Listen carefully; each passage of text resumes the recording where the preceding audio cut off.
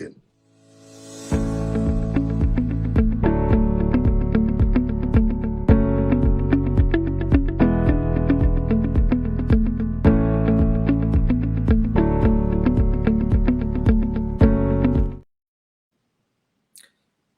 সবাইকে স্বাগত জানাচ্ছি আমাদের আজকের লাইভে। সময়ের যোদ্ধার এই লাইভটা মূলত আমরা যে লাইভটা করে থাকি, এই লাইভের মানে একমাত্র কারণ সেটা হচ্ছে কি বাংলাদেশের মুক্তিযুদ্ধের পক্ষে, গণতন্ত্রের পক্ষে এবং ৭১-এর পক্ষে আমাদের যে অবস্থান, সেই অবস্থানকে জানান দেয়া এবং যে ৭১-এর পরাজিত শক্তি আজকে দখল করেছে বাংলাদেশ, সেই ৭১-এর পরাজিত শক্তির হাত থেকে বাংলাদেশকে মুক্ত করবার যে চেষ্টা, সেই চেষ্টার একটা অংশ হিসেবেই মূলত আমাদের কথা বলা। এবং আপনারা জানেন যে অতি সাম্প্রতিক সময়ে বাংলাদেশে যে বিষয়গুলো সবচেয়ে বেশি আলোচিত বর্তমানে, সেটার মধ্যে একটা হচ্ছে গিয়ে নির্বাচন।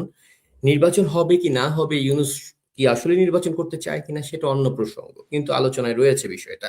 সঙ্গেই রয়েছে আরেকটা প্রসঙ্গ, সেটা গণভোট। বাংলাদেশে মানে বলা যায় যে অগণতান্ত্রিক, অসাংবিধানিক যে একটা ভোটের মাধ্যমে বাংলাদেশের ৭১-এর আদর্শের ভিত্তিতে যে ৭২ সংবিধান প্রতিষ্ঠা, সেই সংবিধানকে বাতিল করার মাধ্যমে পাকিস্তানিকরণের একটা চেষ্টা চলছে। গণভোট যেটা হচ্ছে কি বলে যে একদম অফিসিয়ালি যে উদ্যোগটা নিয়েছে ইউনূস গভর্নমেন্ট, এই বিষয়টা নিয়ে আমরা কথা বলতে চাই। আমাদের সঙ্গে আজকে কথা বলবার জন্য দুজন অতিথি আমাদের সঙ্গে থাকবেন। এই মুহূর্তে আমাদের সঙ্গে যুক্ত রয়েছেন মহিতুর রহমান শান্ত ভাই। মহিতুর রহমান শান্ত ভাই, আপনাকে স্বাগত জানাচ্ছি আমাদের লাইফে।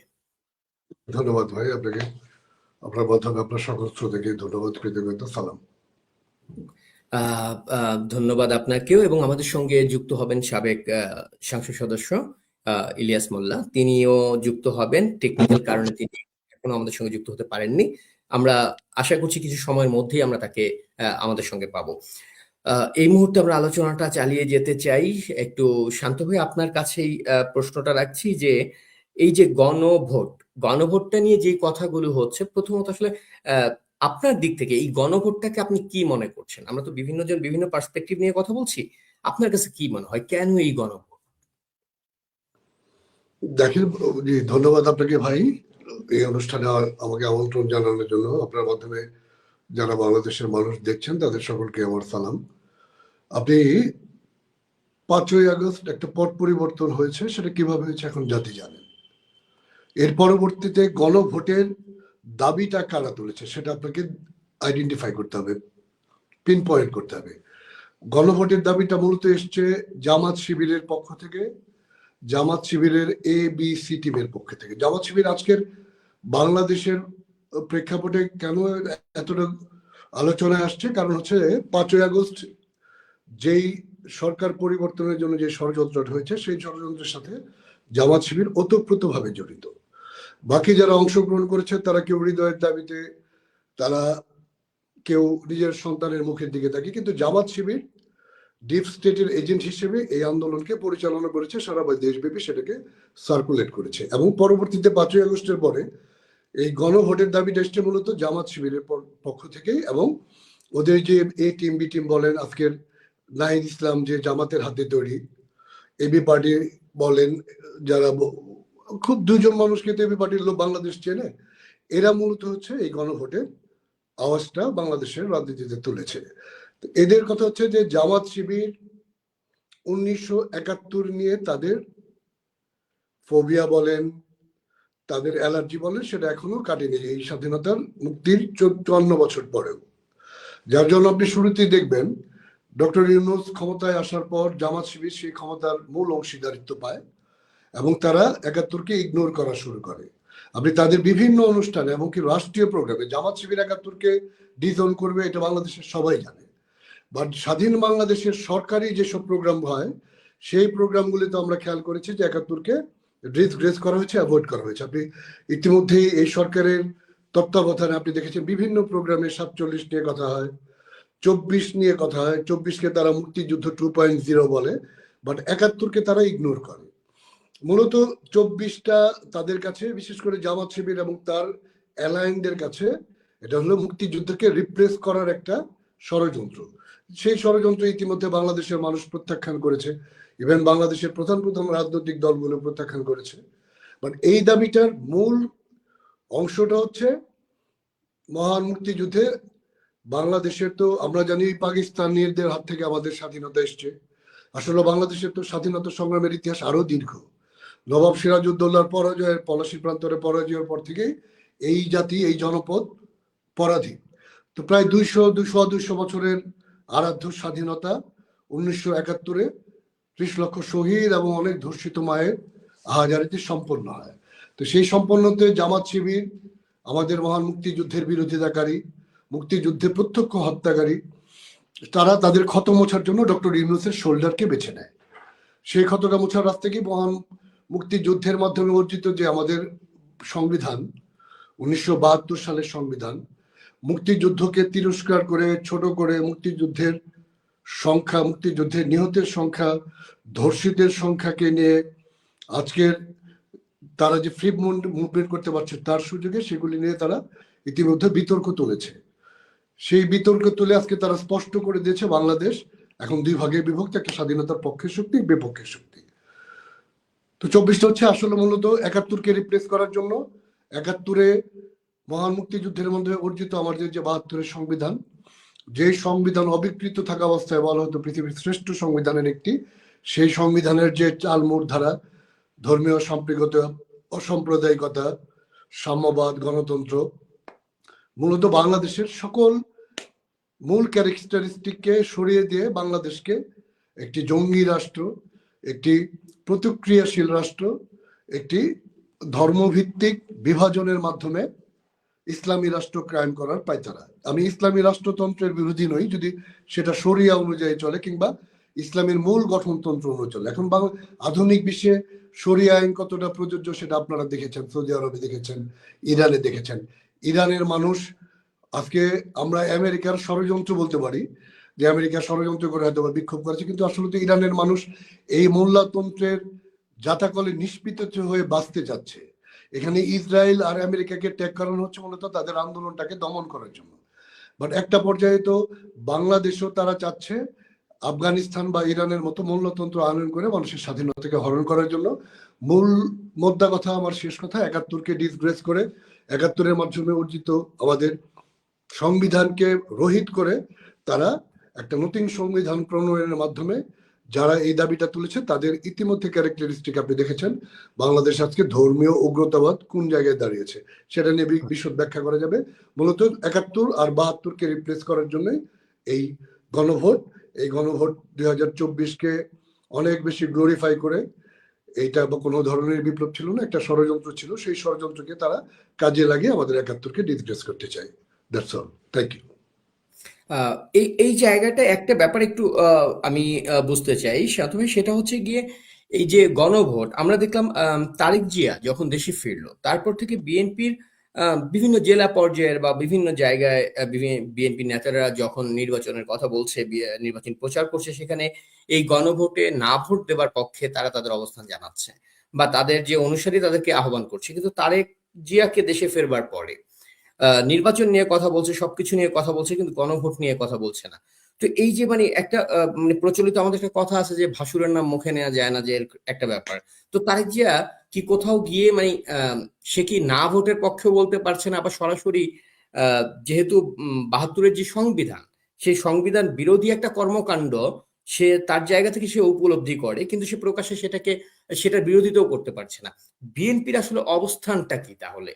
আপনার কি তারেক জিয়া, রাসেল ভাই, আমি আপনার প্রশ্নটা বুঝেছি।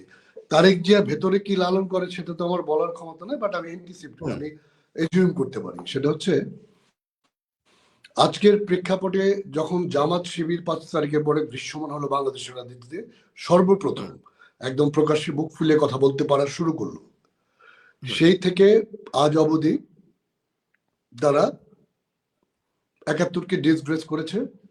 তারেক জিয়া যখন 71-কে ডিসগ্রেস করেছে, আপনি আজকে জামাত শিবিরের রাজনৈতিক অবস্থান আর 8 বা 10 মাস আগে রাজনৈতিক অবস্থানের মধ্যে বিস্তর ফারাক।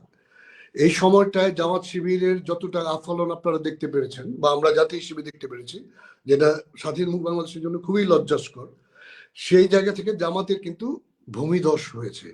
আপনি যদি ঢাকা ভার্সিটি সহ 5টা ইউনিভার্সিটি নির্বাচনকে বাংলাদেশের রিপ্রেজেন্টেশন ভাবেন, আমি এখানে বিনীতভাবে দ্বিমত পোষণ করব। মাঠের অবস্থা, ভোটের অবস্থায় কিন্তু জামাত আজ থেকে 8 মাস বা 10 মাস আগে যতটুকু জামাত ফুলে ফেঁপে উঠেছিল, আজকে তার অনেকটাই ক্ষয়িষ্ণু। কারণ হচ্ছে মুক্তিযুদ্ধ নিয়ে তারা প্রকাশ্যে বিরুদ্ধে অবস্থান নিয়েছে। এই মুক্তিযুদ্ধ নিয়ে যদি কেউ ইনিয় বিনিয় বিরুদ্ধে অবস্থান নেয়, জামাত শিবির ইনিয়ে বিনিয়ে ক্ষমা চাওয়ার চেষ্টা করে, প্রকাশ্যে এখনো বলে না, 71কে স্পেসিফাই করে বলে না। ইতিমধ্যেই বিএনপি অবলোকন করেছে মুক্তিযুদ্ধকে নিয়ে যদি কোনোভাবে তাদের ফ্লেভার আসে যে তারা মুক্তিযুদ্ধকে ডিসগ্রেস করে বা ডিজোন করে, আজকে বিএনপি 16 মাস বাংলাদেশের চাঁদাবাজি, দখলবাজি, জমি দখল, রাহাজানি থেকে শুরু করে আজকে বিএনপি তারপরে যতটুকু ভোট বাকি আছে, যদি কোনোভাবে তাদের মুখ থেকে বা তাদের গায়ে মুক্তিযুদ্ধ বিরোধিতাকারীদের আশ্রয় দিচ্ছে, এই ফ্লেভারটা আবার জেগে ওঠে, তাহলে এই ভোট ব্যাংকেও বিএনপি থাকবে না। বাংলাদেশের মানুষ মুক্তিযুদ্ধের পক্ষেই অবস্থান নেয় শেষমেশ। এই জায়গা থেকে আমার মনে হচ্ছে যে তারেক জিয়া সহ বিএনপি খুবই টেকনিক্যাল আচরণ করছে। কারণ আপনি বিএনপিকে পুরো মুক্তিযুদ্ধের চেতনায় সিক্ত দলও বলতে পারবেন না, আবার ভীষণ মুক্তিযুদ্ধ বিরোধীও বলতে পারবেন না। সে একটা মধ্যপন্থা অবস্থান নিয়েছে। কিন্তু আপনি যদি বিএনপির নেতাদেরকে মাঠে, তথাকথিত নির্বাচনের মাঠে তাদের বক্তব্য খেয়াল করেন, তাহলে কিন্তু তারা বেসিক্যালি না ভোটের পক্ষে অবস্থান নিয়েছে। মানে তারা 24-এর এগেনস্টে বলেন, এই ষড়যন্ত্রের এগেনস্টেই অন্তত বিএনপির মাঠ কর্মীরা অবস্থান নিয়েছে। এই জায়গাটা আমরা আসলে স্পষ্টই দেখছি, কিন্তু বিএনপির মতো একটা দল তারা প্রকাশ্যে তাদের অবস্থান জানাতে পারবে না, মানে তাদের কতটা মানে দিনহীন একটা অবস্থায় তৈরি হয়েছে যে আজকে এই পরিস্থিতির মধ্য দিয়ে যেতে হচ্ছে তাদেরকে। তো আরেকটা ব্যাপার একটু আমি জানতে চাই শান্ত ভাই, এটা একেবারে এর বাইরের একটা প্রসঙ্গ, যে এনসিপি এবং জামায়াতের জোট বাঁধার বিষয়টা। এনসিপি কে অনেকেই মেধাবীদের নতুন বন্দোবস্ত, নতুন চিন্তা, নতুন ধ্যান ধারণা একটা রাজনৈতিক দল হিসেবে বিবেচনা করেছিল, এখনো তাদের মধ্যে কেউ কেউ করে, যেটা বোধ হয় জামাত, বিএনপি বা আওয়ামী লীগ যে কোনো ধরনের সবকিছুরই বাইরের একটা কোনো কিছু নতুনত্ব। সেই জায়গা থেকে যে জোট বাঁধা, এই জোট বাঁধাটায় একটা জায়গা নিয়ে কেউ কথা বলছে না, যেটা আমি একটু এই বিষয়টাকে তুলতে চাই, যে 30টা আসন যদি এনসিপি কে জামাত দিয়ে থাকে, সেই 30টা আসনে এনসিপি কে জেতাবার জন্য জামাত কাজ করবে, এনসিপির ক্যান্ডিডেট যেই মনোনীত হবে তাদের জোটের পক্ষ থেকে। উল্টো দিকে জামায়াতের যে বাকি যে 270টা আসন, সেই আসনে কিন্তু তাদেরকে জেতাবার জন্য এনসিপি কাজ করবে জোটের যে নিয়ম সেটা অনুযায়ী। তো একটা দল কতটা জামায়াতপন্থী হলে, কতটা পাকিস্তানপন্থী হলে যারা 170টা আসনে জামায়াতকে জেতানোর জন্য কাজ করবে, তারা এই মানে ইয়েতেই এই কথার ভিত্তিতে তারা জোটে নেমেছে এবং তারা কাজ করছে ইতিমধ্যে। তো তারপরেও এই জামায়াত এবং এনসিপি কি আলাদা ভাবার কোনো সুযোগ আছে কিনা, বা যারা এটাকে আলাদা ভাবছে এখনো, তাদের কি আসলে আপনার কি বলার আছে? রাসেল ভাই, আমাদের ছোটবেলায় মনে আছে আমাদের গার্জিয়ানরা শেখাতো যে রাস্তায় কেউ যদি তোমাকে কিছু খেতে দেয় ওটা খায়ও না, কেউ যদি তোমাকে রঙিন কিছু দিতে চায় দিও না। ওটা ছেলে ধরাকে মিন করতো। আপনি হেমিলনের বাঁশিওয়ালার গল্পটা শুনেছেন, বাঁশি বাজিয়ে ছেলে পেলেদেরকে রাস্তায় না লাস্টে শেষে নদীতে ফেলে দেয়। তো জামাত শিবির, আপনি এনসিপি একটা পর্যায়ে আমার মনে হয়েছিল যে বাংলাদেশের শুরুতেই, যেহেতু বাংলাদেশের একটা তৃতীয় ধারা তৈরি করার জন্য হয়তো বা তারা পারবে, এটা একবারে 5ই আগস্টের পরে পরে। কিন্তু যেহেতু রাষ্ট্র তার নাগরিকের চরিত্র অনুযায়ী গঠন করে, সেই এনসিপির যারা শীর্ষ নেতা তাদের 16 মাসের দুর্নীতি, আওয়ামী লীগের যারা দুর্নীতি পরায়ণ তাদের রেশো অনুযায়ী, সময়ক্ষণ অনুযায়ী তাদের দুর্নীতির দিকে সাবপ্রেস করে দিয়েছে। এটা বাংলাদেশের মানুষের কাছে দৃশ্যমান হয়েছে। এনসিপি আপনি জামাতের কখন বুঝবেন, যখন জামাতের আমির তাহের সাহেব বলে নাহিদ তো আমাদের হাতের গড়া ছেলে, কিংবা জামাত শিবিরের 2-1 নেতা বিভিন্ন টক শোতে বলে নাহিদ সার্জিদের সাথে আমাদের দেখা হয়েছিল জামাতের অনুষ্ঠানে। তার মানে ওরা হচ্ছে জামাতের সাথে গ্রুমিং করা। যেহেতু বাংলাদেশে জামাত একটা ঘৃণার নাম, সেই নামটাকে আড়াল করে জামাতের একটা ফোর্স হিসেবে এনসিপি গড়েছিল। তো এই ছেলে ধরাদের হাতে পড়েছিল যারা, তারা যখন বুঝতে পেরেছে যে আমরা হেমিলনের বাঁশিওয়ালার পাল্লায় পড়েছি, আমাদেরকে শেষে নদীতে ভাসিয়ে দেওয়া হবে, তারা কিন্তু রাস্তা থেকে ইতিমধ্যে সরে যাওয়া শুরু করেছে। যার জন্য আপনি দেখবেন যে তাসলিম যারা, কিংবা তাসনু বা জেভিনের মতো যারা প্রগতিশীল মানুষ, এরা কিন্তু জামাতের সাথে সম্পর্ক হওয়ার সাথে সাথে চলে গেছে। আমি ওদেরকে যেভাবেই ডিপিক করার চেষ্টা করি, কিন্তু জামাতের সাথে জোটে আসার পর যারা এনসিপি ছেড়েছে তারা ওই বাসিওয়ালার পাল্লায় পড়েছিল। এই ভুল ভাঙার পর তারা নিজেরা সরে এসছে এবং সারা দেশে এনসিপি এমন একটা ক্ষয়িষ্ণু শক্তি হয়েছে, সেখানে জামাত এনসিপি, জামাত যেমন একটা ঘৃণার নাম ভোটের রাজনীতিতে, একটা ভোট পার্সেন্টেজ তারা ক্যারি করে, সেটা আপনি যতগুলি নির্বাচনকে তারা গ্রহণযোগ্য মনে করে সেই নির্বাচনগুলিকে তারা যদি দেখে তাহলে আপনি ভোটের ইস্যুটা পাবেন। সেখানে এনসিপি জামাতের জন্য কোনো অ্যাডেড ভ্যালু না, বা এনসিপির জন্য জামাতের ভোট যেহেতু নির্দিষ্ট, আমাদের বাংলাদেশের যেটা ফ্লোটিং ভোট হয় 10 থেকে 20%, এই ভোটটা মূলত জোয়ারের সাথে ভাসে, আইদার আওয়ামী লীগের সাথে যায় না হলে বিএনপির সাথে যায়। এই ভোট জামাতের সদস্য সংখ্যা যত, ভোট সংখ্যা তত।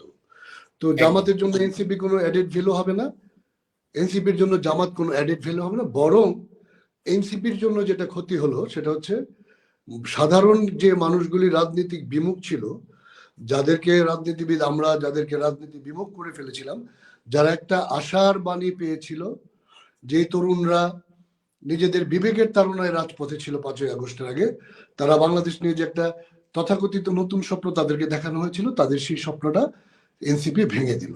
তো জামাতের গায়ে যেমন 71-এর যুদ্ধ অপরাধের কলঙ্ক সারা জীবন লেগে থাকবে, তথাকথিত 24-এর তাদের 24-এর যে গণ অভ্যুত্থান তারা বলে, বেসিক্যালি আমাদের কাছে যেটা, বাংলাদেশের মানুষের কাছে যেটা জঙ্গি আন্দোলন, সেই আন্দোলনের সফলতা বা ব্যর্থতাকে বিক্রি করে দেওয়ার কলঙ্ক বাকি জীবন এনসিপি কে বয়ে নিতে হবে। তার মানে দুইটা কলঙ্কিত দল একসাথে হয়েছে, একটা 71-এর কলঙ্কিত আর একটা 24-এর কলঙ্কিত। ধন্যবাদ। আমি আমি শান্ত ভাই, আপনার একটা কথার সঙ্গে আমি একটু দ্বিমত পোষণ করছি। যারা এনসিপি থেকে জামায়াতে যোগ দেবার পরে, মানে জামায়াত এবং এনসিপি জোট বাঁধার পরে, আম, মানে যারা তারপরে আরো ডক্টর মিতু বা যারাই আর কি এনসিপি ত্যাগ করেছে, এই ব্যাপারটাকে আপনি আমার যেটা মনে হলো যে একটু ইতিবাচক একটা অবস্থান হিসেবে দেখছেন তাদের। কিন্তু পাশাপাশি আমি আবার আরেকটা কথা একটু মনে করিয়ে দিতে চাই, জামায়াত বরাবরই তাদের অনেকগুলো মুখোশের আড়ালে কাজ করে। তাদের বিভিন্ন ধরনের মুখোশ বিভিন্ন সময় আমরা দেখতে পাই, যেরকম এনসিপি একটা তাদের মুখোশ ছিল। তো সেই জায়গা থেকে যারা আসলে এনসিপি থেকে পদত্যাগ করলো জামায়াতের সঙ্গে জোট বাঁধার কারণ দেখিয়ে, এটা কি আসলেই নৈতিকতার জায়গা থেকে তাদের পদত্যাগ করা? কারণ বাংলাদেশে তারা বলছে এটা অনৈতিক একটা অবস্থান, এনসিপি যেটা প্রতিবাদ করছে। অনৈতিক কি ঘটে নাই গত 17 মাসে বাংলাদেশে? মানব ইতিহাসে এমন কোন অনৈতিক কর্মকাণ্ড নেই যেটা গত 16 মাসে বাংলাদেশে ঘটায়নি এই এনসিপি এবং এই জুলাই, যারা আর কি জুলাইয়ের সঙ্গে যুক্ত যেই সন্ত্রাসী গোষ্ঠী তারা। সেই জায়গায় এসে আজকে হঠাৎ করে তাদের বিবেক জাগ্রত হয়ে গেছে, আপনার কি আসলে এটা বিশ্বাস হয়? নাকি আপনি এই ব্যাপারটাকে, আমি আমি এইভাবে দেখি যে এটা হচ্ছে মূলত জামায়াতের আরেকটা নিরপেক্ষ শাখা, যেই শাখা আপনাকে দেখাচ্ছে যে দেখো আমরা জামাতের বিরুদ্ধে। আপনার কি মনে হয়? আমি বিশ্বাস করতে চাই তারা নৈতিকতার জায়গা থেকে করেছে। সময় বলে দেবে তারা কোনো একটা গেম প্ল্যানিং এর অংশ হিসেবে কিনা। বাট এটাতে যেটা সুবিধা হয়েছে, কিছু গুড ফেস আমাদের সোশ্যাল মিডিয়ার মাধ্যমে যেগুলো ক্রিয়েট হয়েছে, আপনি জানেন তাসলিম যারা এনসিপিতে যোগ দেওয়ার আগে বাংলাদেশের সকল মানুষের কাছে তার একটা গ্রহণযোগ্যতা ছিল হেলথ বিষয়ক টিপস দেওয়ার জন্য। তাসনুবা জেবিন, আপনি ও 5 তারিখের পরে যারা প্রসঙ্গে শান্ত ভাই, আমি আপনাকে একটু একটা কথা বলি, অন্যান্যদের বিষয়ে যাই বলি এই কথা রাসেল ভাই, আমি ওই কথা আপনি যেটা বলতে যাচ্ছেন আমি বলে দিচ্ছি। আমি বোধহয় এটা জানি। আমাদের সঙ্গে আমাদের আইডি অতিথি আছে, তাকে একটু যুক্ত করে নিচ্ছি আমরা সঙ্গে। হ্যাঁ, আমি যেটা জানি, আপনি তার হাজবেন্ডের আইডেন্টিটি বলেন সেটা আমি জানি। আমি সেটা না, আমি বলতেছি যে তার ভেতরে যদি কোনো হিডেন এজেন্ডা থাকে সেটা এখনো বের হয়নি। বাট দৃশ্যমান যেটা হলো যে তাদেরকে দেখে দেখে বাংলাদেশের প্রত্যন্ত অঞ্চলে, তো এনসিপির শাখা না, অন্তত জেলাওয়ারি যে শাখাগুলি ছিল সেই শাখা থেকেও জামাতের সাথে জোট বাঁধার কারণে অন্তত আমি আমার ময়মনসিংহ বিভাগের প্রত্যেকটা জেলায় দেখতে পেরেছি যে তারা এনসিপি থেকে ত্যাগ করে যে যার মতো করে হয়তোবা তাদের ঘরে ফিরে গেছে, নাহলে নতুন রাজনৈতিক দল বলেন, বিএনপি বলেন বা পুরনো রাজনৈতিক দল বিএনপি বলেন বা জাতীয় পার্টি বলেন বা আওয়ামী লীগে ফেরত গেছে। আমি যেটা বলার চেষ্টা করলাম যে আপনার হিডেন এজেন্টটা কি সেটা আপনি দৃশ্যমান না হওয়া পর্যন্ত আপনি খালি অনুমান করতে পারেন, কিন্তু আপনি এই দৃশ্যমান এজেন্টটাতে আপনার যেটা হলো সেটা হচ্ছে এই মানুষগুলি পদত্যাগ করেছে, তাদের পদত্যাগ দেখে বাংলাদেশের মানুষ হতাশ হয়েছে। এবং আপনি দেখছেন যারা জামাতের এনসিপির হয়ে ভোট চাইতে যাচ্ছে সাধারণ মানুষের কাছে, তাদেরকে সাধারণ মানুষ বলছে যে আমরা আশা করেছিলাম আপনারা একটা নতুন ধারা তৈরি করবেন, জামাতের সাথে গিয়েছেন, আপনাদেরকে ভোট দেবো না। ইতিমধ্যে অনেকগুলি ক্লিপস আপনাদের কাছে এসেছে। আমার কাছে হচ্ছে দৃশ্যমান যেটা, সেটাই আমার কাছে মুখ্য। আজকে মানুষ এনসিপি কে ভোট চাইতে গেলে ছিছি করছে। আমার কাছে সেটাই মনে হয়েছে, এই মানুষগুলি যারা পদত্যাগ করেছে তারা অন্তত এই দৃশ্যটা আমাদেরকে দেখাতে পেরেছে। আচ্ছা, আমি শান্ত ভাই এটা নিয়ে আবারও আপনার সঙ্গে কাছে ফিরবো, এবং অবশ্যই এখনো আমি আপনার সঙ্গে দ্বিমত পোষণ করি দুই একটা পয়েন্টে, সেটা নিয়েও নিশ্চয়ই আমরা কথা বলবো। আমাদের সঙ্গে যুক্ত হয়েছেন আমাদের আরেকজন অতিথি, ইলিয়াস মোল্লা ভাই যুক্ত হয়েছেন, সালাম ভাই। সাবেক সাংসদ। ওয়ালাইকুম শান্ত, কেমন আছো? ভাই ভালো আছে, আপনি কেমন আছেন? আছি, বাড়ির কাছে আশিনগর। ইনশাআল্লাহ। ভাই আমরা, ভাইরা আপনি কোশ্চেন করার আগে রাসেল ভাই, ভাই আপনি টানা কথা বলেন, আমাকে শুধু আপনি দ্বিমতটা বলেন, আমি আপনার দ্বিমতটা আচ্ছা, এগ্রি করে নেই, না হলে আমি সেটা গুরুতর কিছু না, সেটা গুরুতর কিছু না শান্ত ভাই, অবশ্যই আমি আসছি আপনার কাছে। ইলিয়াস মোল্লা ভাই, আপনাকে স্বাগত জানাচ্ছি আজকে আমাদের লাইভে। টেকনিক্যাল কারণে একটু দেরি হয়েছে আপনার যুক্ত হতে, আমরা দর্শকের কাছে ক্ষমা চেয়ে নিচ্ছি এটার জন্য। আমি আরেকটা মিটিং এ ছিলাম। জি, তো মিটিং শেষ করে আবার আমি মিটিং এ। এবার আমি আসলেই প্রচন্ড একটা চাপের মধ্যে দিয়ে যেতে হয়, এবং প্রচন্ড ব্যস্ততার মধ্য দিয়ে এই সময়, তো এটা নিশ্চয়ই আমাদের দর্শকরা অনুভব করবেন। তার এখন আজকে আমাদের যে প্রসঙ্গটা, ইলিয়াস ভাই, আমি একটু সেই প্রসঙ্গটায় যেতে চাই। মুক্তিযুদ্ধ বিরোধী, অগণতান্ত্রিক এবং অসাংবিধানিক যেই একটা গণভোট নামে বলা যায় যে ৭১ এবং মুক্তিযুদ্ধকে মুছে ফেলার যে চেষ্টাটা এই মুহূর্তে করা হচ্ছে, যে এই বিষয়টা নিয়ে, গণভোট নিয়ে নানান ধরনের বিতর্ক রয়েছে, কিন্তু আমি একটু জানতে চাই আপনার মানে আপনার দৃষ্টিকোণ থেকে গণভোটটাকে আপনি কিভাবে দেখছেন? গণভোট কারা করে? গণভোট তো একবার দেখেছিলাম, হানা ভোটে ছিল জিয়া রহমানের আমলে। জনগণ, বাংলাদেশের কি জনগণ নাই? দেশে কি স্বাধীনতা হয় নাই? গণভোট আমার দরকারটা কি? গণভোট যারা এই দেশের নাগরিকত্ব পেয়েও তারা পাকিস্তানের যারা নীতি নির্ধারকের কথা শুনে তারা গণভোটের কথা বলতেছে। আজকে এই গণভোট কি করবে? আমার প্রশ্ন এটা। যারা নির্বাচন করবে তারা তো নির্বাচন করবে, নির্বাচন যদি হয় বাংলাদেশে, গণভোট কি কেন করবে? কিসের গণভোট করবে? মানুষ কি ভোট দিবে না? যে ভোটটা দিবে সে ভোটটা তো সবারই মার্কা আছে। আমার প্রশ্ন হলো, এই গণভোট তারা কিসের গণভোট চাচ্ছে? কিসের গণভোট? সেই গণভোট কি আওয়ামী লীগকে আরো নির্যাতন করবে? সেই গণভোটকে তারা ৫ই জানুয়ারি যারা এই দখল নিল, ইউনূস, সুদখোর ইউনূস সরকার, তারা কি এই বাংলাদেশে আওয়ামী লীগকে বাদ দিয়ে তারা নির্বাচন করতে যাচ্ছে? বাংলার মাটিতে এটা হবে না নির্বাচন। গণভোটটা কিসের?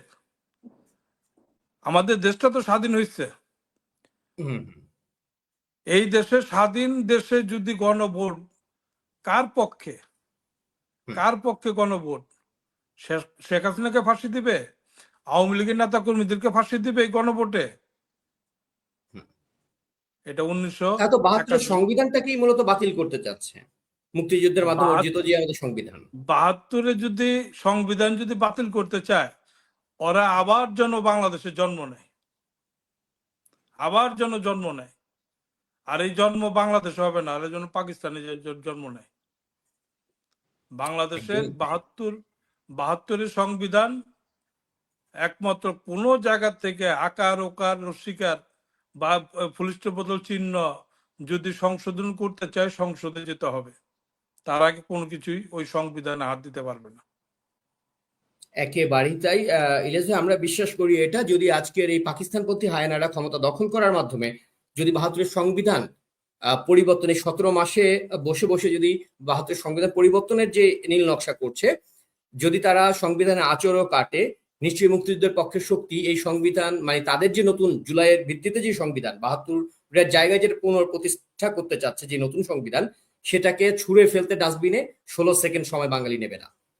বাঙালি ১৬ মাস লাগবে না ওটা। আমি একটু বলি, আমি কোন একটা একটু ১০ সেকেন্ড, কোন একটা পরিবর্তনে যারা 72 সংবিধানে হাত দেবে, কোনো একটা পরিবর্তন হলে তারা রাষ্ট্রদ্রোহিতার মামলা একদম ফাঁসি হতে পারে।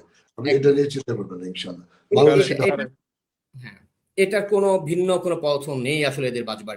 আমি একটু ইলিয়াস ভাইয়ের কাছে আরেকটা প্রশ্ন একটু রাখতে চাই।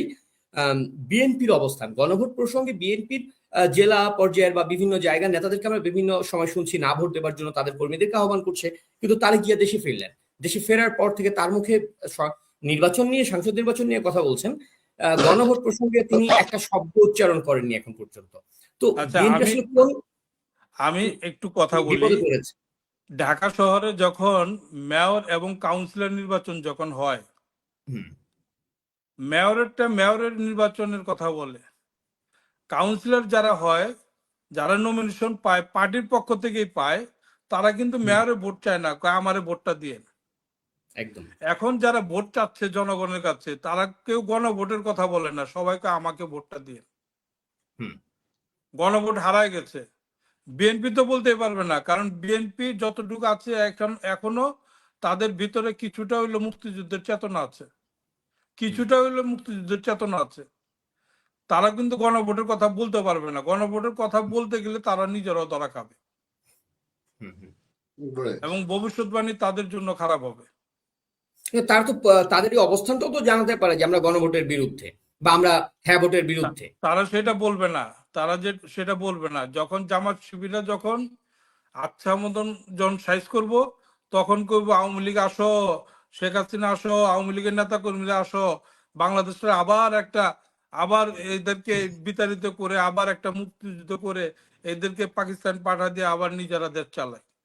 অপেক্ষা করেন, সময় আসতেছে। একেবারেই তাড়াতাড়ি, হ্যাঁ। এটা এটা ভীষণভাবে সত্য, এবং এই কথাটা মানে আমরাও বলি অনেক সময় যে এই বাংলাদেশকে রক্ষা করতে গেলে দিন শেষে সেই সম্মুখ সারিতে বাংলাদেশ আওয়ামী লীগের লোকজন নিয়ে দাঁড়াবে, তাদেরকেই দাঁড়াতে হবে, এছাড়া রাসেল ভাই, বাংলাদেশ। আউট অফ সিলেবাস একটা কথা বলি। জি, আপনি হয়তো নেত্রীকে ডাকার জন্য আরেকটু সময় নেবে, কিন্তু আওয়ামী লীগের ভোটারদেরকে ডাকার জন্য কিন্তু অলরেডি গত 2 মাস ইতিমধ্যে ধরে হাতে পায়ে ধরা শুরু হয়ে গেছে। বাবা আমাকে ভোট ইতিমধ্যে দাও, বাবা আমাকে ভোট দাও, মানে হাতে পায়ে কিন্তু ধরা আগে থেকে শুরু হয়ে গেছে। হুম, এখন আমরা যারা জীবন রক্ষার্থে বা যেভাবে আসছি যেখানে, সেখান থেকে ডেকে নেওয়ার সময় খুব তাড়াতাড়ি আসবে ইনশাল্লাহ। একেবারে। গতকালকে একটা নিউজে দেখলাম, এক মহিলার কাছে 3 জন মহিলা গেছে ধানের শীষে ভোট চাওয়ার জন্য। কয় ধানের শীষ কার? কয় তারেক রহমানের। কয় তারেক রহমান না দুর্নীতি করছে, বাংলাদেশে 5 বার চ্যাম্পিয়ন হয়েছে, তো আবার কি 5 বার দুর্নীতির চ্যাম্পিয়ন তারেকে ভোট দিবার যাবো? তো এটা যখন নিয়ে এসেছেন নৌকার প্রার্থী কেটা? কয় নৌকা তার নাই। কয় নৌকা নাই, আপনারও নাই, যান বাগেন। গরিব মানুষরা আওয়ামী লীগের পক্ষে, আমরা কথা বলতে পারি না, কিন্তু গরিব মানুষরা কথা বলতেছে আমাদের পক্ষে। একদম একদম। রিক্সাওয়ালা, বস্তিবাসীওয়ালারা, তারা আমাদের পক্ষে কথা বলছে, দোকানদাররা আমাদের কথা বলতেছে, জনগণ আমাদের কথা বলতেছে।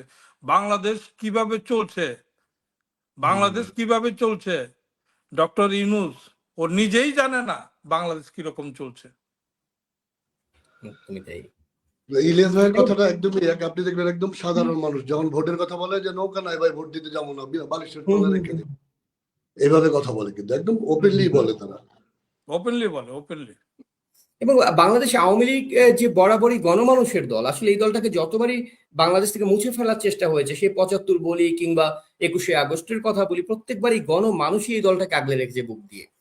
এবং এটা হচ্ছে বোধহয় একমাত্র দল যাদের জন্য আসলে গণমানুষের এই ভালোবাসাটা আমরা প্রতিবার দেখতে পাই যতবার আওয়ামী লীগের উপর আক্রমণ আসে।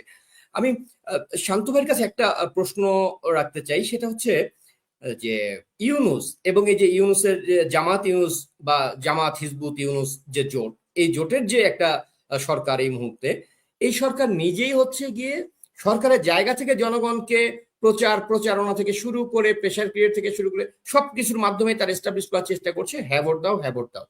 তো একটা সরকার যদি এই অবস্থানে থাকে এবং সেই জায়গায় আসলে নাগরিকরা ভোট দেওয়ার জায়গাটা কতটা স্বাধীন থাকতে পারে? আর রাসেল ভাই, আপনি একটা ছোট্ট উদাহরণ দিই। রাষ্ট্রের সকল রকমের পৃষ্ঠপোষকতায় এনসিপি দলটা গঠন হয়েছে, সেখানে ডক্টর ইউনূস নিজে স্বীকৃতি দিয়েছে। রাষ্ট্র তাদের বিভিন্ন জায়গায় তাদের প্রোগ্রাম করার ব্যবস্থা করে দিয়েছে। রাষ্ট্রের সামগ্রিক সাপোর্ট থাকার পরে আজকে এনসিপি পরিধি কতটুকু সেটা আপনিও জানেন, আমিও জানি। ডক্টর ইউনূস এবং তার সরকার যেমন এই দলটাকে পরিপুষ্ট করতে পারে নাই, বাংলাদেশের মানুষের ভেতরে 24 আর 71-এর মধ্যে কনফ্লিক্ট তৈরি করে 24-কে জেতাতে পারবে না, এটা আপনি নিশ্চিত থাকুন। ইভেন এটা রাষ্ট্রের সকল অর্গান ব্যবহার করেও পারবে না, কারণ বাংলাদেশের মানুষ এখনো 90% উপরে মানুষ মুক্তিযুদ্ধকে বিশ্বাস করে, 95% মানুষ মুক্তিযুদ্ধকে ধারণ করে। আপনি কি ধারণ যে জামাতের আজকে যে জামাতের যে যতটুকু আপনি জামাতকে যতটুকু বড় আকারে দেখছেন, জামাতের যতটুকু হাইট দেখছেন, আপনি কালকে বলে দেন সরকার বলুক প্রত্যেকটা ব্যক্তি তার একটা আইডির এগেনস্টে আর কোনো ফেক আইডি করতে পারবে না। আইডি করতে গেলে ফেসবুকে বা কোনো একটা সোশ্যাল প্ল্যাটফর্মে তার জাতীয় পরিচয়পত্র লাগবে। এই একটা আইন আপনি করে দেন, পরের দিন থেকে দেখবেন যে জামাতের শব্দ কমতে কমতে এমন জায়গায় গেছে যেখানে জামাত হারিয়ে যাবে। এটা হচ্ছে ফেসবুক বা বিভিন্ন প্ল্যাটফর্মের মাধ্যমে তাদের একটা হাইপ তৈরি করে। আপনি জানেন ইতিমধ্যে সকল দল এই বট বাহিনীর শিকার হয়েছে, সাধারণ মানুষ, সকল পেশাজীবী মানুষ যারা কথা বলার চেষ্টা করে। এই বট বাহিনীর অত্যাচার বন্ধ হয়ে গেলে জামাত দেখবেন যে সেই দিনেই ইন্না লিল্লাহি ওয়া ইন্না ইলাইহি রাজিউন। আর ভোটের মাঠে তো আপনি দেখছেন তারা ভোট চাইতে গেলে মানুষ কি বলে, এটা আমাকে বলতে হবে না, ইলিয়াস ভাইকে বলতে হবে না, আওয়ামী লীগের রিপ্রেজেন্টেটিভ হিসেবে বাংলাদেশের মানুষের কাছে ভোট চাইতে গেলে খুবই অনেস্টলি বললে ভোট চাইতে যাওয়ার রাস্তা হচ্ছে ধানের শীষ নৌকা প্রধানত। দ্বিতীয়ত আপনি যদি লাঙ্গলের কথা বলতে যান, জামাতের কথা আপনি বলতে যাবেন, জামাতকে টার্গেট করে যেতে হবে যে এই বাড়িতে জামাত থাকে, অন্য কার কাছে ভোট চাইতে গেলে তার দুও ধ্বনি শুনতে হবে। এবং গত 16 মাসে এই জিনিসটা আরো স্পষ্ট হয়ে গেছে, যেই আমাদের ইয়াং জেনারেশন জামাতের চরিত্র সম্পর্কে জানতো না, যারা জুলাই আন্দোলনে যুক্ত হয়েছিল, আমি হয়তো বা পরে তাদের কাছে স্পষ্ট হয়ে গেছে জামাতের চেহারা। সরি, বাংলাদেশের মানুষের ধর্মভীরুতাকে কাজে লাগিয়ে জামাত তো রাজনীতি করে। আপনি যখন বাংলাদেশের একজন ধার্মিক মানুষ বুঝবে, কবরে গেলে প্রশ্ন করবে, আমরা সারা জীবন শুনেছি তোমার আল্লাহকে, তোমার রাসূলকে। এখানে জামাতের নেতারা বলে কবরে গেলে প্রশ্ন করবে তুমি কাকে নেতা বানিয়ে এসেছো। দাঁড়িপাল্লায় ভোট দিলে তুমি বেহেশতে যাবে, দাঁড়িপাল্লায় ভোট না দিলে তুমি দোজখে যাবে, হিন্দুরা দাঁড়িপাল্লায় ভোট দিলে স্বর্গে যাবে। এই যে কথাগুলি মুনাফিকি শিরকি কথাবার্তা, বাংলাদেশের মানুষ কি ধর্মভীরু দেখে কি একেবারে মূর্খ যে এটা যে একবারে আল্লাহ পাকের সাথে শিরক করা হচ্ছে? বেহেশতে নেওয়ার ক্ষমতা আল্লাহ পাক। আল্লাহ পাক এমনও আমি বলতে পারি না আমি 5 ওয়াক্ত নামাজ পড়ে বেহেশতে যাব, আল্লাহ পাক আমার উপর সন্তুষ্ট কিনা আমি জানি না, একমাত্র আল্লাহ পাক জানেন। সেখানে জামাতের নেতারা 1-2 বার না, পর্যায়ক্রমে প্রত্যেক দিন শিরকি কথাবার্তা বলছে। এই শিরকি কথাবার্তার জন্য জামাত ধ্বংস হবে একেবারেই তাই। এবং আল্লাহ ধ্বংস করবো, আল্লাহ ধ্বংস করবো। আচ্ছা আমি একটা কথা বলি, এই যে জামাত ও আল্লাহর কথা বলে, আমাদের নবীজির কথা বলে, আমাদের ইসলামের কথা বলে, বলে না? তাদের আল্লাহর কথা কোরআনের কথা, আল্লাহর কথা কোরআনের কথা আমিও বলি, তুই বেটা বলস, তো তুই যে বলস সেটা তো আমিও বলি, তো কোনটা লিগেল কোনটা ইনলিগেল এটা তো আর বুঝতে হইব না। ওরা আজকে অবস্থাটা হয়েছে, দেশের অবস্থাটা কেউ ভালো কেউ চায় না, কেউ ভালো কেউ চায় না। বাংলাদেশের জাতীয় পাখি কি বলুন? দোয়েল পাখি। বাংলাদেশের জাতীয় মাছ ইলিশ। বাংলাদেশের জাতীয় ফল কাঁঠাল। বাংলাদেশের জাতীয় খেলা হাডুডু। এত খেলা থাকতে হাডুডু কেন আসলো? বাংলাদেশের মানুষের বাংলাদেশের চরিত্র হইলো এই বাঙালিরা কেউ উপরে উঠতে দেব না, টাইম না পিছন, এই হলো হাডুডু খেলা। কেউ উপরে উঠতে দিব না। শেখ হাসিনা বাংলাদেশের জন্য কি করছে কি না করছে, প্রতিটা কদমে কদমে তার উন্নতি হয়েছে বাংলাদেশের। আর সেই উন্নয়নের কথা তারা বলে না। শেখ হাসিনা কিভাবে নামাইতে হইব, আর আমেরিকার ভাও করে নিচ্ছে, পাকিস্তানের ভাও করে নিচ্ছে, তোমরা টাকা পাঠাও আমরা শেখ হাসিনাকে সরাই। হুম। তারা তো এই রাজনীতি করছে ডক্টর ইউনূস ভাই ইলিয়াস ভাই, রাসেল ভাই, ভাই। আমাদের একটা একটা একটা আমাদের ভালো লাগার জায়গা কি, আমরা কোনো নিয়মতান্ত্রিক আন্দোলনে জামাত, বিএনপি, হেফাজত তারা যখন যুগপৎ আন্দোলন করেছে, নিয়মতান্ত্রিক আন্দোলনে আমাদের পতন হয়নি। আমাদের হুম। কোন আন্দোলনে পতন হয়েছে? যেই আন্দোলনে গাদ্দাফিকে হত্যা করা হয়েছে, যে ধরনের আন্দোলনে সাদ্দাম হোসেনকে যে ধরনের আন্দোলনে হত্যা করা হয়েছে, আফগানিস্তানে যেভাবে আক্রমণ করে কারজাইকে বসানো হয়েছে, এমন একটা আন্দোলনে আমাদের পতন হয়েছে। এখানে খুব বেশি লজ্জার কিছু নাই। হ্যাঁ, এর মধ্যে আবার আমাদের দেশের ভিতরে আমাদের সেনাবাহিনী আমাদের যথাযথ ভূমিকা পালন করেন নাই, আমাদের রাষ্ট্রীয় অর্গানে বিশ্বাসঘাতকতা হয়েছে। তাই আওয়ামী লীগের এই আমি পরাজয় আমি কিংবা শান্ত পতনকে ভাই, আপনি গণতন্ত্রের কথাটা পতন বলার কন্টিনিউ কোনো করেন, সুযোগ নাই। আপনি কথাটা কন্টিনিউ করেন। আরেকটা এই জায়গায় শেষ আমি কথাটা, বলবো যে যার খুব জন্য বেশি এমন একটা, রাসেল ভাই একটা মিনিট আমাকে বলতে হুম হবে, যার জন্য এমন একটা পতনের পরেও 16 মাসের মধ্যেই মানুষ শেখ হাসিনার প্রতি এমন আস্থাশীল। আওয়ামী লীগ বলে না যে আমরা শেখ হাসিনারে ভোট দিব, ভোট কই। মানে আমি কথাটা বলার চেষ্টা করলাম যে মানুষের কাছ থেকে আপনি ক্ষণিকটা সময় আপনি অভিনয় করে, আপনি যাত্রাপালা করে, আপনি ষড়যন্ত্র করে মানুষের আড়াল করতে পারবেন আমাকে, যদি আমি মানুষের মানুষ হই। শেখ হাসিনা বাংলাদেশের মানুষের কাছে এমন একটা ভালোবাসার নাম, আপনি দেখবেন মানুষ এখন আওয়ামী লীগের কথা কম বলে, শেখ হাসিনা কই, শেখ হাসিনারে ভোট দিব, শেখ হাসিনারে ভোট দিব, নৌকা কয় না কিন্তু আওয়ামী লীগ। হুম হুম, তার মানে শেখ হাসিনা বাংলাদেশের সাধারণ মানুষের ভেতরে এভাবেই লালিত হয়। একেবারেই তাই। না, আমি আমি শুধু যেটা বলতে চেয়েছিলাম শত ভাই, সেটা হচ্ছে গিয়ে যে আপনি বলেছেন যে খুব বেশি লজ্জা, আসলে লজ্জার প্রসঙ্গটাই এখানে অযৌক্তিক। লজ্জা পাবারই কিছু না। আপনার বাড়িতে যদি ডাকাত প্রবেশ করে, ডাকাত এসে যদি আপনার ঘরে ডাকাতি করে, আপনি ঘরের মালিক হিসেবে লজ্জিত হবার কিছু নেই। বরং আমরা অপেক্ষা করব সেই ডাকাতদের একটা সময় বিচারের আওতায় আনা হবে, সেই ডাকাতদের কঠিনতম বিচার নিশ্চিত করা হবে। এটা ভাই, হচ্ছে ঘরের মালিক হিসেবে আওয়ামী লীগের দায়িত্ব। আমি এই কথাটা, আমার কথাটা এক্সপান্ড করলাম না, বাট আপনার সাথে আমি হুম সম্পূর্ণ হুম সহমত। 16 মাস পরে লজ্জার কিছু নাই। হয়তোবা ইমিডিয়েট আফটার আমরা ষড়যন্ত্রগুলি না জানা পর্যন্ত আমরা হয়তোবা কিছুটা নৈতিকভাবে আমরা ছিলাম, শ্রিঙ্ক ছিলাম। বাট আজকে হুম এসে মনে হচ্ছে যে আল্লাহ পাক যেভাবে নেত্রীকে বাঁচাই দিচ্ছেন, এটাই তো আমাদের জন্য অনেক বড় কিছু। কারণ সাদ্দামের মতো মানুষ বাঁচতে পারে নাই, গাদ্দাফির মতো লৌহমানবও বাঁচতে পারে নাই এই একদমই তাই। ষড়যন্ত্রের। আমি একটু ইলিয়াস ভাইয়ের কাছে একটু জানতে চাই। আবারও আমি একটু গণভোট প্রসঙ্গেই আসি, যেহেতু এটা আসলে খুব আলোচিত একটা ইস্যু। গণভোটের ভেতরে যে ওখানে হ্যাঁ ভোট না ভোট রয়েছে, ধরা যাক ওখানে 10টা বিষয় ইলিয়াস ভাই উল্লেখ করা রয়েছে যে ইউনূস সরকার এই 10টা পরিবর্তন করতে চায়। এখন আমি একজন ভোটার হিসেবে যদি 5টার সঙ্গে একমত আছি, 3টার সঙ্গে একমত নেই, তো আমি আসলে যাব কোন দিকে? তখন আমি হ্যাঁ ভোট দেবো নাকি না ভোট দেবো? মানে এটা কোন ধরনের সার্কাস আসলে?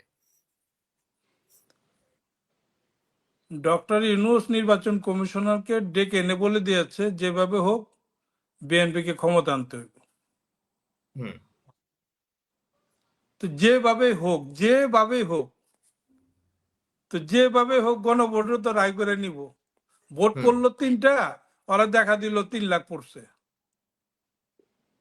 দেখার কি আছে?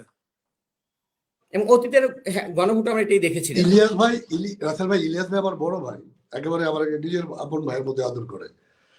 আমি ভাইয়ের সাথে এই জায়গাটা হালকা দ্বিমত। আমার কেন যেন মনে হয় ইউনূসের হাতে যদি ক্ষমতা থাকে ও জামাতে বসাবে ভাই। কথার কথা, বিএনপিরে ধরলাম, বিএনপি তো এখন সব আমলারা সব ওই যে তারেকের পিছনে পিছনে ঘুরতেছে, হুম হুম ঘুরছে না? ধরলাম না, যদি জামাত যদি হুম সরকার গঠন করে, তখন এই বিএনপি কইব আওয়ামী লীগ কোথায় আছে, শেখ হাসিনা আপা কোথায় আছেন, আসুন আমরা মিলে আন্দোলন করি। কিন্তু বিএনপি যদি ক্ষমতায় যায় তখন কি করবেন? আমি বিশ্বাসই করতে চাই ইলিয়াস ভাই আওয়ামী লীগ ছাড়া বাংলাদেশে নির্বাচন হবে ইনশাআল্লাহ। নির্বাচন তো হবে না, হুম। গণভোটও বিএনপি হবে না, বিএনপি যদি কোনো নির্বাচনও কারণে, হবে না। আল্লাহ পাক যদি, ইলিয়াস ভাই, আল্লাহ পাক যদি ওদের কপালে লিখে থাকেন, সকল কিছুর ফয়সালা দানকারী আল্লাহ পাক একমাত্র, আল্লাহ পাক তাহলে বিএনপি গণভোটকে কার্যকর করবে না নিশ্চিত ভাবে। বিএনপি ওরা ধরবেই না, 24 কে, হ্যাঁ, ওরা ধরবে না, বিএনপি ওরা বলবে যে আমি 71 কে সরকার রিপ্লেস করবে। গঠন করছি, বাস শেষ। হ্যাঁ, ওই সরকার জামায়াত গঠনের পরে গণভোট নিয়ে কোনো শব্দ হবে না। জামায়াতের জামাত শব্দ সঙ্গে হবে জোট না। ক্ষমতায় গেলে, বাঁধলেও হ্যাঁ রাসেল ভাই, জামাত ক্ষমতায় গেলে গণভোটটাকে কার্যকর করার চেষ্টা করবে। তো হুম বাংলাদেশের মানুষের কাছে আহ্বান থাকবে, মুক্তিযুদ্ধকে রিপ্লেস করতে চায় যেই ভোট, সেই ভোটে হুম, আপনারা জামাতের পক্ষে কিংবা হা ভোটের পক্ষে থাকবেন না।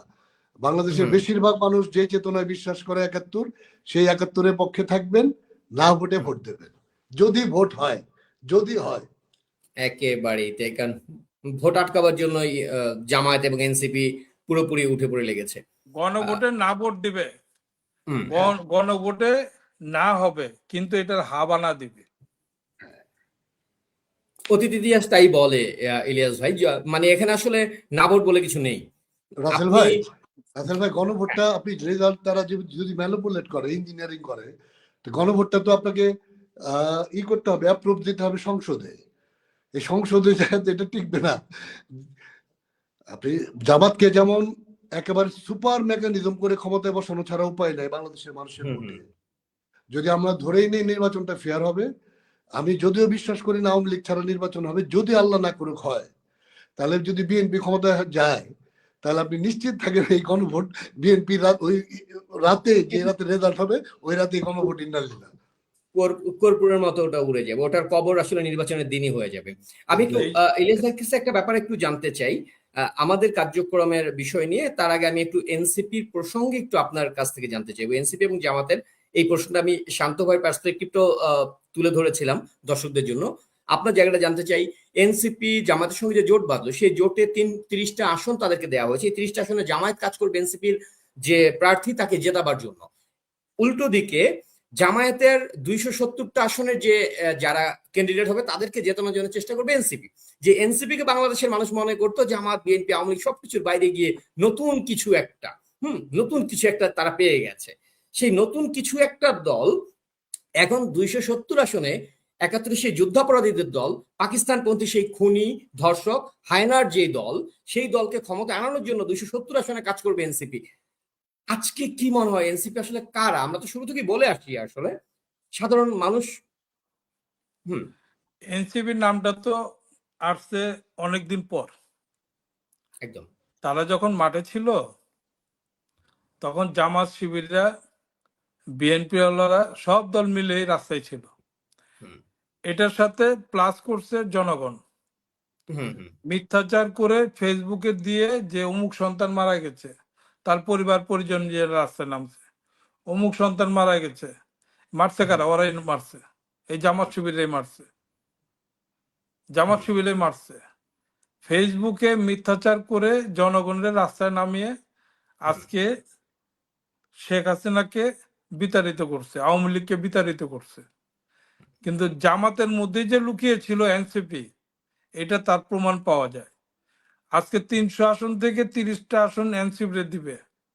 আপনি এনসিপি ভোট চাইতে বললেন, যে হুম। জায়গা যাবে সেই জায়গায় পিটানি খাবে, যে জায়গা যাবে সেখানে পিটানি খাবে। কিছুদিন আগে আপনার ওই যে কুমিল্লা একজনের নাম কি, নাইট ভুইয়া নাকি পুরো নাম, সজীব নাহিদ ভুইয়া। ইসলাম, সজীব ভুইয়া, সজীব ভুইয়া। সজীব ভুইয়া ওই মহিলারা দিচ্ছে ওই দিন ঝাড়ু দিয়া ধুইয়া হুম, ভোট চাইতে গেছিল, সেইখানে তারে আচ্ছা মতন ঝাড়ু দিয়ে পিঠা বের করে দিচ্ছে এলাকার মানুষ। হুম। তো ওই সজীব ভুইয়ারে যখন দেয় ধুইয়া, এনসিপি কেউ ওরে রাখবে না। বাংলাদেশে যেখানে ভোট চাবে সেখানে পিটানি খাবে, যেখানে যাবে সেখানে পিটানি খাবে। কিন্তু এনসিপি থেকে যারা পদত্যাগ করলো ইলিয়াস ভাই, এই যে নারী, বিশেষ করে নারীরা যে পদত্যাগ করলো এনসিপি থেকে, এটা নিয়ে শান্ত ভাইয়ের সঙ্গে একটু আগে কথা হলো যে এই সেভেন পদত্যাগের যে সিস্টার, ব্যাপারটা, এটাকে আপনি কিভাবে সেভেন দেখছেন? এটা কি নৈতিক জায়গা থেকে সেভেন পদত্যাগ? সেভেন সিস্টার দখল করছে, 60 সিস্টার বাইরে হয়ে গেছে। হুম। না, এটা এটা কি আসলে জামাতের একটা পরিকল্পনা যে এই নারীদেরকে নিয়ে আরেকটা নিরপেক্ষ লেবাসের একটা নিরপেক্ষ সাইনবোর্ড রাসেল ভাই, আপনি তৈরি এটা করবে তারা? আমার সাথে দ্বিমত করছেন, আমার সাথে দ্বিমত করছেন আপনি। আমি ভাই উত্তর দেওয়ার আগে আমি এক ছোট্ট করে উত্তর দিয়ে দিই। আপনি যারা পদত্যাগ করলেন, তাসলিম যারা বলেন, তাসনভা জিবিন বলেন, বা অন্য আরেকটা ছেলে দেখলাম আমি সাধারণ সম্পাদক যুগ্ম, এরা বাংলাদেশের রাজনীতিতে শেখ হাসিনা, খালেদা জিয়া কিংবা সজীব ওয়াজেদ জয় কিংবা তারেক রহমান তাদের মতো ইনফ্লুয়েন্স নাই যে এরা পদত্যাগ করে কি করলো, এরা পদত্যাগের পরে গুপ্ত কাজ করবে কিনা। বাংলাদেশের মানুষের কাছে এই অ্যাপিল নাই। সো এই জন্য আমি বললাম যে তাদের পদত্যাগ আমার কাছে এইটাই দৃশ্যমান, যে তারা জামাতের সাথে জোটবদ্ধতার জন্য পদত্যাগ করছে। এখন গোপনে কাজ করে তারা বাংলাদেশের ৫৫,০০০ আমাদের বর্গ মাইলকে তারা কিছুই করতে পারবে না। আমি মানে খুব অনেস্টলি যেটা বলতে চাই, তাদের ওই ইম্প্যাক্ট নাই আমাদের এই মানুষগুলির মতো, যে তারা একটা ডাক দিবে মানুষ অন্ধের মতো ঝাঁপ দেবে।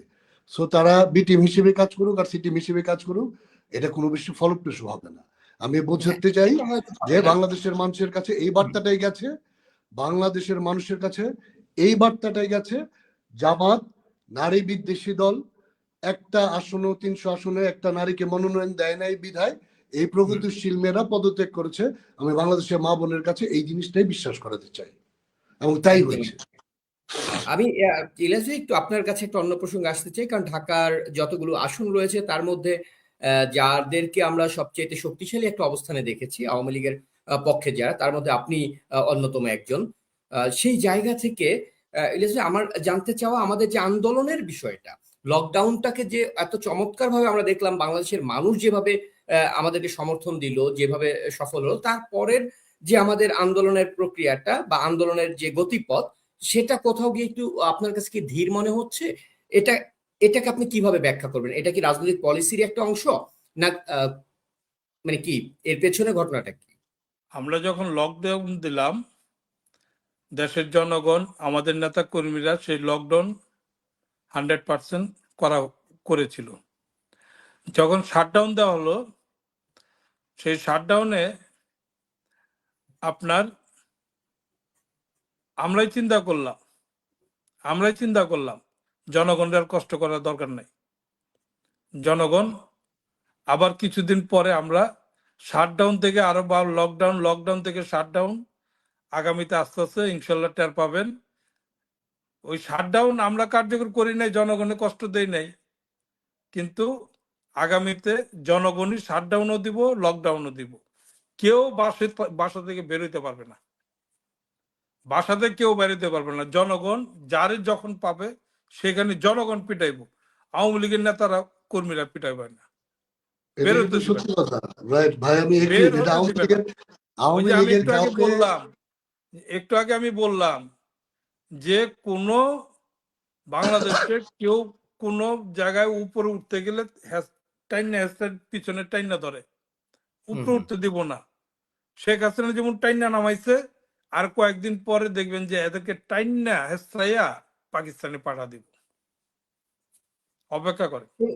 এবং শেখ হাসিনার পক্ষে এখন পর্যন্ত মাননীয় প্রধানমন্ত্রীর পক্ষে কথা বলবার জন্য আমরা লক্ষ লক্ষ মানুষকে দেখতে পাই বাংলাদেশে। আমি কিন্তু জানি না আমি ইউনূস এবং এনসিপির ব্যাপারে কথা বলার জন্য তার পরিবারের লোকগুলো অন্তত পক্ষে অনলাইনে কথা বলতে পারবে কিনা, সেই সুযোগটুকু থাকবে কিনা শেষ পর্যন্ত, তার পরিবারের লোকগুলো দাঁড়াবে কিনা তাদের পক্ষে। আমি আরেকটা ব্যাপার একটু ইলিয়াস ভাই আপনার দৃষ্টি আকর্ষণ করতে চাই, সেটা হচ্ছে বাংলাদেশের এই মুহূর্তে বিশেষ করে ঢাকায় আপনার আসনে যে নেতাকর্মীরা জেল জুলুমের শিকার হচ্ছে, যারা মামলা হামলার মুখে রয়েছে বা অনেকে আহত হয়ে হসপিটালে রয়েছে, বা যারা নিহত হয়েছেন, তাদের পরিবার, তাদের যে এই অসহায় একটা সময়, ঢাকার 16 আসনের বা ঢাকায় যারা রয়েছে অন্যান্য আপনাদের বাংলাদেশ আওয়ামী লীগ এবং তার অঙ্গ সংগঠনের নেতাকর্মীরা, তাদের সঙ্গে আপনারা তাদের বিপদকালীন সময়, আপদকালীন সময় সমন্বয়টা কিভাবে করছেন? তারা অন্তত এইটুকু আস্থা কি রাখতে পারছে কিনা যে ইয়েস আমাদের নেতা আমাদের পাশে আছেন সব সময়? এই আস্থার জায়গাটুকু আপনার ধরে রাখছেন? হ্যাঁ, আমি বলি 5ই আগস্টের পরে আমাদের নেতা কর্মীরা বিভিন্ন জায়গায় বিভিন্ন চলে গিয়েছিল। সেখান থেকেই আমরা প্রতিটা নেতা কর্মীরা খোঁজ খবর নিয়েছি, যারা জেলে গিয়েছে, যারা অত্যাচারিত হয়েছে, দোকানপাট দখল করে নিয়ে গেছে, বাসা বাড়ি দখল করে নিয়ে গেছে, কোনো কিছু বাদ নাই। প্রতিটা নেতা কর্মীর খোঁজ খবর নিয়েছি, তাদের জেল থেকে কিভাবে বের করতে হয় সেগুলো বের করেছি। অসহায় যেসব কর্মীরা আছে তাদেরকেও আমি সহযোগিতা করেছি। এবং কি এই যে গত বছরও শীত গেছে, এই বছরও শীত গেল, এই শীতের মধ্যেও রাতের অন্ধকারে কম্বল বাড়িতে বাড়িতে পৌঁছে দিয়ে আসছি। আমার ঢাকা 16 আসনের প্রতিটা নেতা কর্মী দিক নির্দেশনা দেওয়া আছে, যেখানে প্রতিবাদ সেখানে প্রতিরোধ, যেখানে যারা ওই এনসিপি হোক বিএনপি হোক, যেখানে যে কোনো ঘটনা ঘটাবে তার বিরুদ্ধে রুখে দাঁড়াবো। হুম। কোনো কথা না, মামলা যা আছে এটা আমি বুঝবো, তোমার সংসারে যা আছে এটা আমি বুঝবো, কিন্তু কোনো নেতা কর্মী, আমার নেতা কর্মীরা এখনো সন্তানের মতন ভালোবাসি।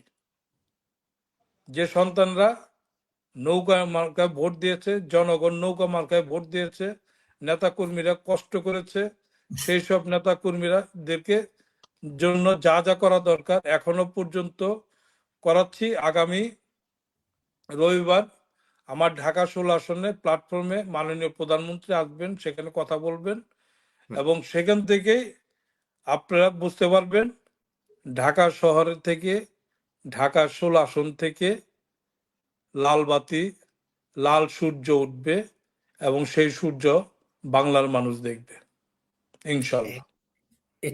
এই কথাটা জেনে ইলিয়াস ভালো লাগলো, কারণ তৃণমূলের প্রচুর মানুষ আমাদের সঙ্গে যোগাযোগ করে বিভিন্ন বিষয়ে জানার জন্য, বিভিন্ন সংকট তুলে ধরবার জন্য।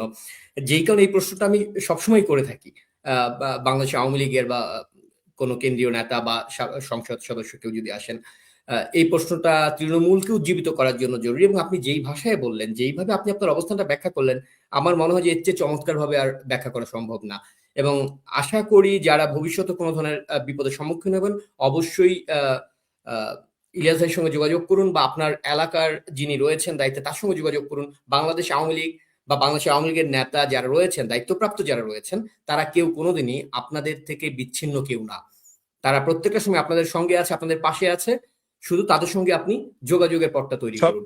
সবচেয়ে বেশি কি, আমি যখন আমার একটা জনগণকে বলি, ওই জনগণ, ওই পাশের বাড়ি তারা টেলিফোন করে জনগণ সব একসাথে হয়ে যায়, আমার পক্ষে হয়ে যায়, ইলিয়াস মোল্লার পক্ষ হয়ে তাদের প্রতিরোধ করে। যারা এই সময় নেতা কর্মীর কাছ থেকে বিচ্ছিন্ন হবে, তারা ভবিষ্যতে তাদের ফলাফল পাবেন। সেটাই একেবারেই তাই। কারণ কয়টা বাংলাদেশ পর্যন্ত চলবে? আর আমি 3 মিনিট থাকতে পারবো, আরেকটা প্ল্যাটফর্মে ঢুকবো আমি। আচ্ছা, না, আমরাও শেষ দিকেই, আমরাও শেষ করে ফেলবো। আপনার কাছে 10 মিনিট আছে, 10 মিনিট থাকে। 3 মিনিট 11:27 বেজে গেছে, আমার 11টা ঢোকার কথা। আচ্ছা, আধা ঠিক ঘন্টা আছে, টাইম দিলাম। আমরা জাস্ট 5 মিনিট সময় নিচ্ছি, এর মধ্যে আমরা শেষ করে ফেলবো অবশ্য। আচ্ছা, ইলিয়াস ভাইয়ের কাছে আরেকটা প্রশ্ন রেখে আমি তাহলে শেষ দিকে যাই। সেটা হচ্ছে, আজকে বাংলাদেশে যেই নেতাকর্মীরা রয়েছে তাদের মধ্যে একটা বড় অংশ যারা মোটামুটি ভাবে এই যে এই নির্বাচন অংশ নেওয়া না নেওয়া নিয়ে এক ধরনের দ্বিধাগ্রস্ত অবস্থায় রয়েছে, যেটা আমরা জানতে পারি যদি আমাদের মাননীয় প্রধানমন্ত্রী জননেত্রী শেখ হাসিনা তার অবস্থানটা ব্যাখ্যা করেছেন, তিনি অবশ্যই নির্দেশনা দিয়েছেন। তারপর আপনার কাছ থেকে আপনার যে নেতাকর্মীরা তাদের উদ্দেশ্যে যদি আপনি একটু আপনার নির্দেশনাটা বলেন, যে এই নির্বাচনকে কেন্দ্র করে তাদের আসলে অবস্থান কি হওয়া উচিত। নির্বাচন হলে কি করা উচিত? বঙ্গবন্ধুর কন্যা জননেত্রী শেখ হাসিনা যখন ইশারা দিবে, সেই ইশারায় আমরা বুঝতে পারবো কাফি হবে ইনশাল্লাহ। এটা খুলে বললাম না, এই প্ল্যাটফর্মে আমি বেশি খোলামেলা কথা যারা কাজ করে বেশি তারা কম কথা বলে, আর যারা কাজ করে না তারা বেশি কথা বলে। বড় ঠিলা লড়ে কম, এটা মাথায় রাখতে হবে। যে নির্দেশ দিবে সেই নির্দেশ আমি মনে করব আমাকে অক্ষর অক্ষরে পালন করতে হবে। একদম।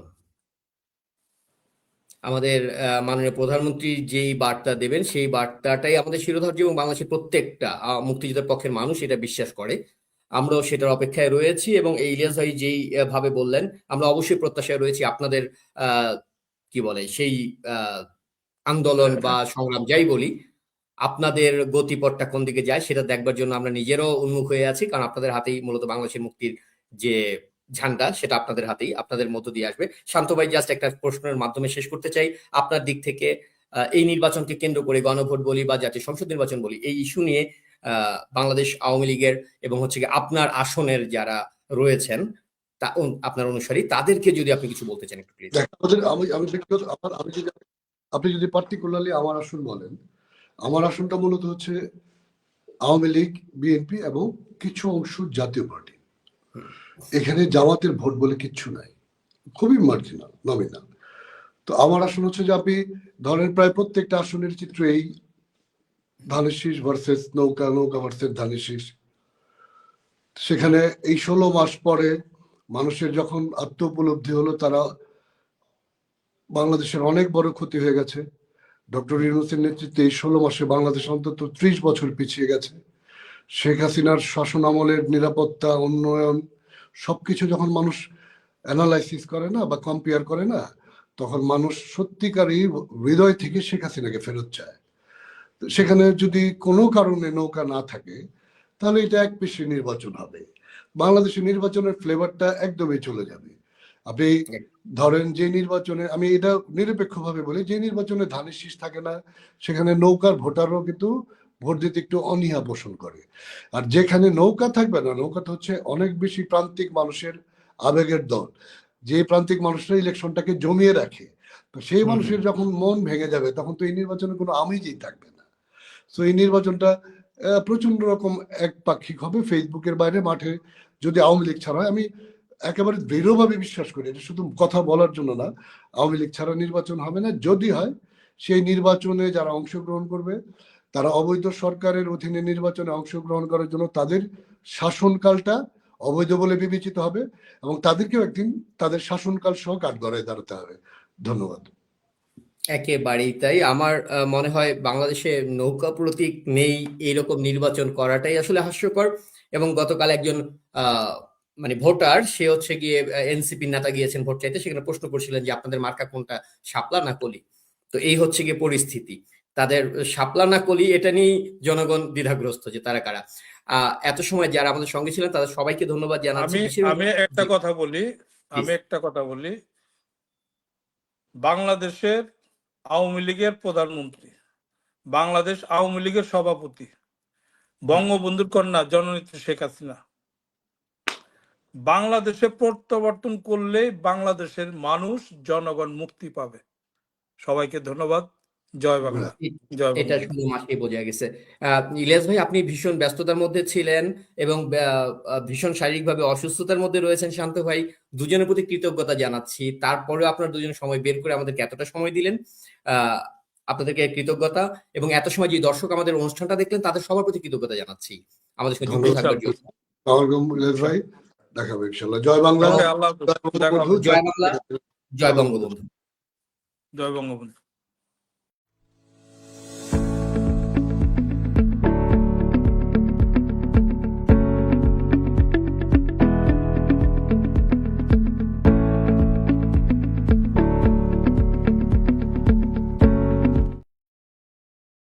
তুই তো সবই ভালো কর।